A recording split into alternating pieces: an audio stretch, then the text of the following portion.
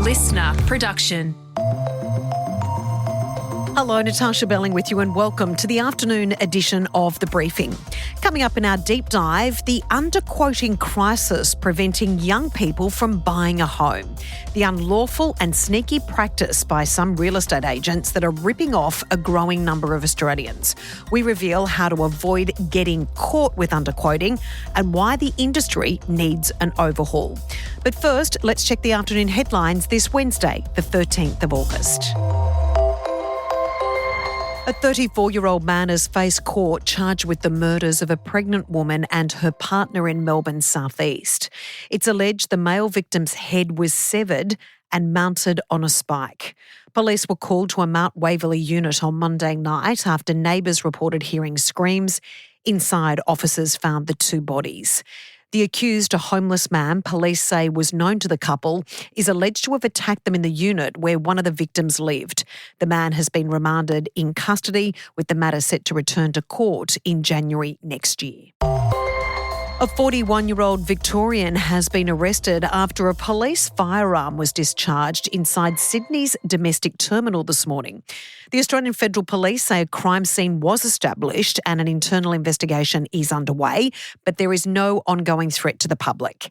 An airport spokesperson confirmed there were no injuries and the airport was not locked down, with operations continuing as normal. Here is Acting Commander Scott Raven. But what I can say is the male was known to police. We had dealt with him yesterday in relation to a number of incidents about his behaviour, and he left the airport. Today, through the good work of our airline partners, they identified a male that was acting suspiciously at the check-in counters, and as a result of that, they called the AFP, and we moved swiftly into action and dealt with the situation. And Netflix has quietly hiked subscription prices in Australia again, just over 12 months after its last price increase.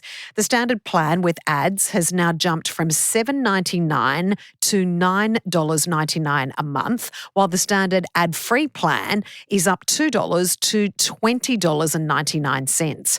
The cost of adding an extra member has also increased. The cheapest Netflix plan is now almost 43% more expensive than what it was just 12 months ago.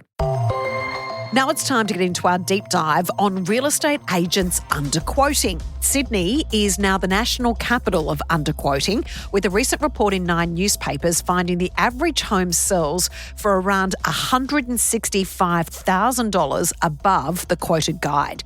Recently, authorities have been cracking down on the illegal practice, but industry experts, including buyer's agent Julie DeBondt-Barker, have called for tighter regulations to ensure underquoting agents who sometimes are making millions of dollars in commission are caught out, making it easier and more affordable for buyers to get into the red-hot property market. Julie, thanks so much for joining us. Underquoting has been back in the media over recent weeks. Can you explain to us what is underquoting when it comes to real estate agencies and what they do with property? So underquoting is if there's a price range, if it goes beyond 10% above the top end of that price range, or if there's a single price, if it goes 10% beyond that, then that's technically considered it to be underquoted. The expectation is that the agents should know within 10%, especially when you're starting to get up in the millions, and you talk percentages in the millions, that's a big difference in price. So the view is if it's more than 10% above that, then it's been underquoted. Now, of course, this is a very clever yet sneaky tactic used by some real estate agents. Explain why it works to their advantage if they underquote. 9 times out of 10, it will be the agents that 9 times out of 10 of the times will be auctioning properties. And auction is, it is the numbers that they want to get through the front door. And that's how it's marketed to the vendor, to the seller, that, we need to get the traffic through the front door. And so if it's underquoted, that brings more traffic because, if you're looking at a property that's advertised 1 million to 1.5 and it should be 2 to 2.5, you're going to get a lot more people through just because a lot of people aren't aware. The buyers that are just starting out, They're just not savvy yet to understand that oftentimes it can be underquoted. So they'll be coming through the front door, falling in love with the property because it's probably, 100 grand more than they can afford sometimes. So, Julie, as a buyer's agent, you know, and most of us do know, that underquoting is actually illegal, but very rarely do we see agents actually get prosecuted for this. In regards to how you actually can get the evidence if you feel that an agent has been underquoting, how do you go about making sure that they're actually reprimanded for that illegal behaviour? You can't make sure, you can only report. You can report it to Consumer Affairs, which we do.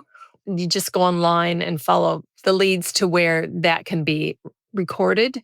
As much evidence as you can put into those reports is good. Put a link to the property, put the day it sold, put what it was quoted for, what it sold for, how many bidders there were, if you know all of that. So it shows that, if there's 10 bidders that are going up well beyond 10% above the top end of the range, those bidders, those buyers knew that it was underquoted and they came prepared, but it also shows that it's absolutely underquoted.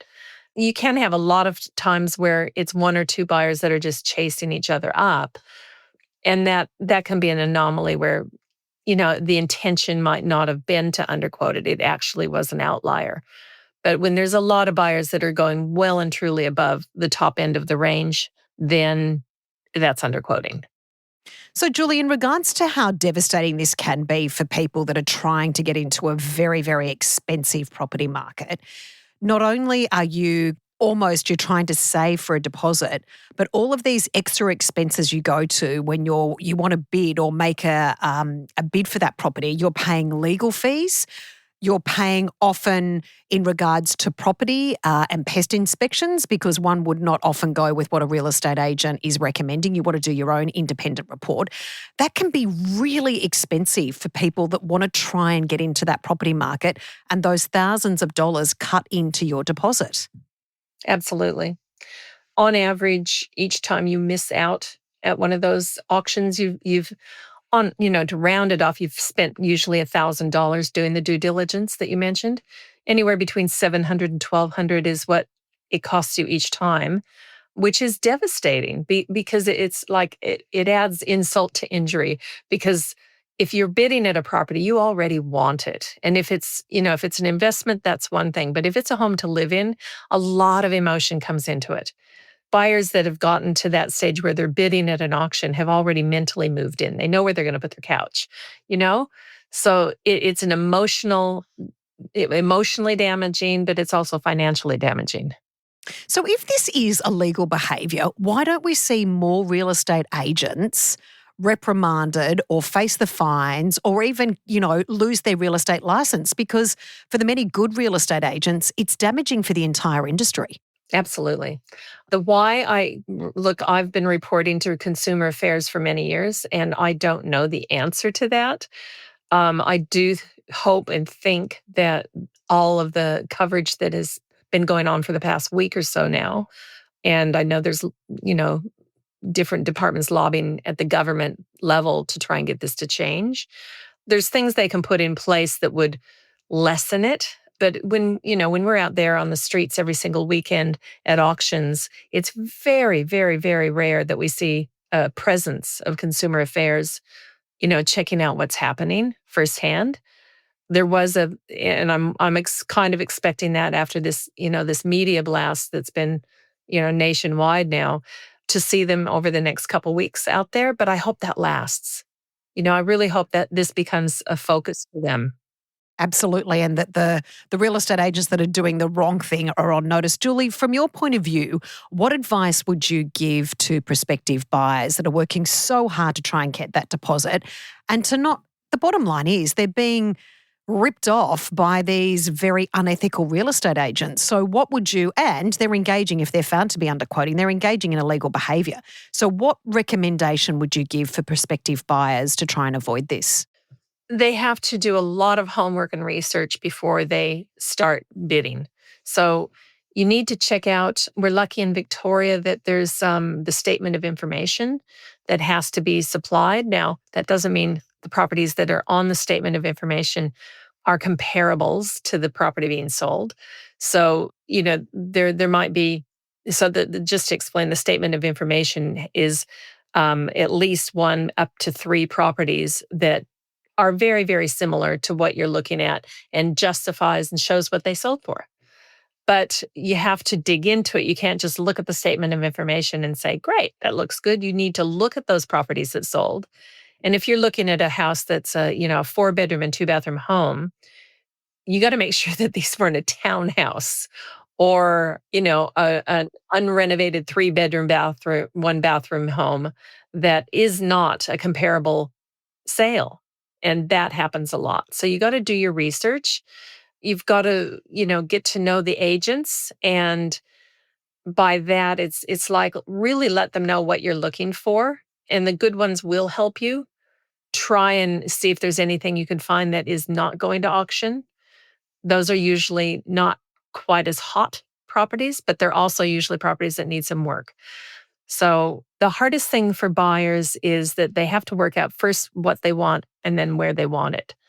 And they're probably going to have to compromise on one of those 2 things, but they don't even know what to compromise on if the goalposts keep moving as far as price goes. So that's a few things you can do. I mean, you can get a buyer's agent, but that costs money too. So, Julie, from your point of view, you mentioned earlier you think there's some measures they can put in place. And we know the regulations and the agencies that actually can apprehend these agents doing the wrong thing are different in each state and territory.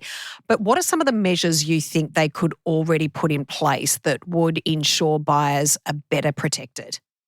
If I had a magic wand, and I'm saying it this way because I really don't think this will happen, and I'm maybe being pessimistic, but I have been to meetings and debates about this. And the perfect answer is to keep it really simple and have the vendor's reserve price disclosed.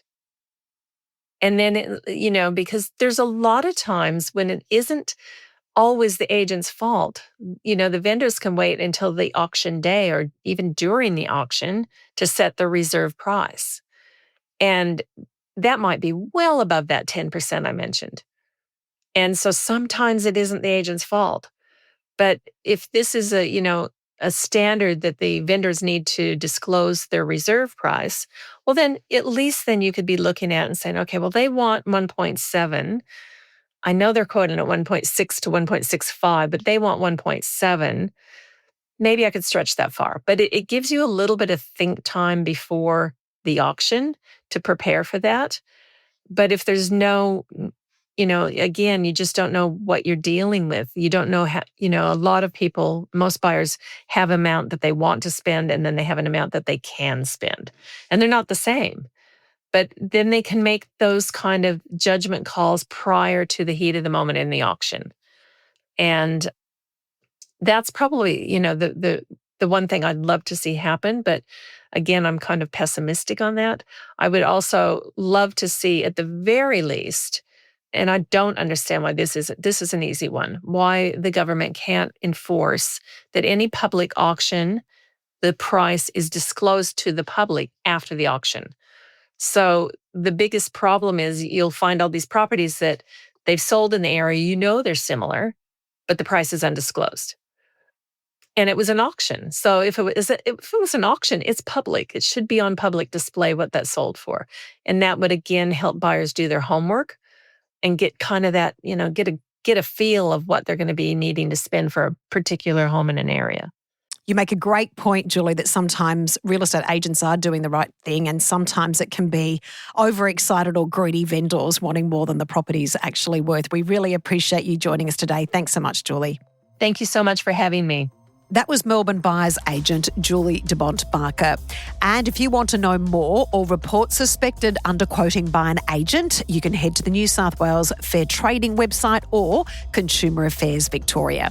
And that's it for this episode of the afternoon edition of The Briefing. We'd love you to subscribe or follow us on Instagram at The Briefing Podcast, and we'll be back in your feed tomorrow morning. I'm Natarsha Belling. Thanks for your company.